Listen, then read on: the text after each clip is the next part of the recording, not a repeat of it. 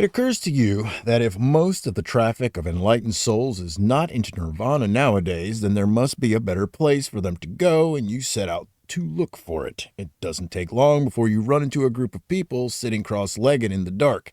As you take a closer look, you see that one fellow is much taller than the others. He seems to be the Buddha. You slowly recognize the other people as famous yogis who have departed a long time ago from the physical level.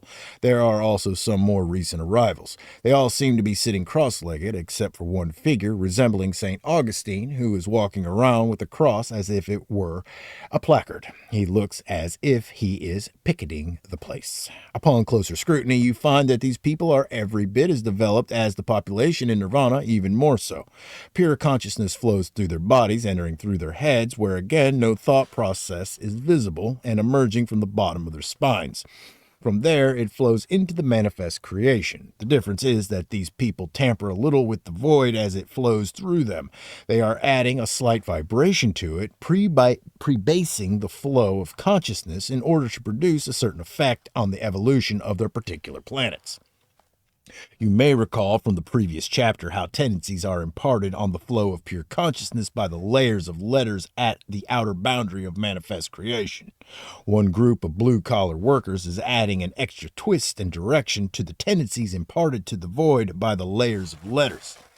We have here, then, a group of people whose compassion makes them work hard for the evolution of beings on their respective planets. They are, in effect, a planetary lobby doing a 24-hour-a-day job, day in, day out. They have renounced the option of eternal bliss and nirvana and instead sit in the dark void doing thankless jobs. But as we all know, this kind of selfless work eventually pays off. They will keep evolving and in time leave the population of nirvana far behind.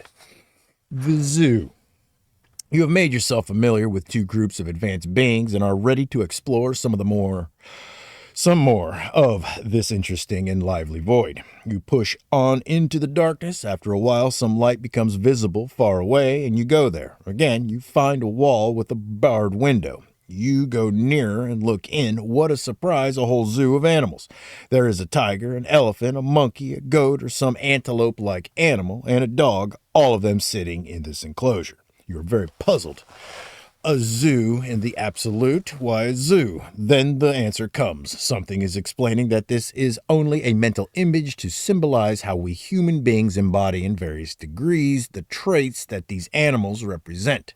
In other words, there is some of the aggressive predator in us, the wisdom and strength of the elephant, the frivolousness of the chattering monkey, the steadiness of the goat, and the faithfulness of the dog. Again, you have learned something useful. You acknowledge that this is a very interesting and at the same time realize that your thinking process has changed. Let me say it again.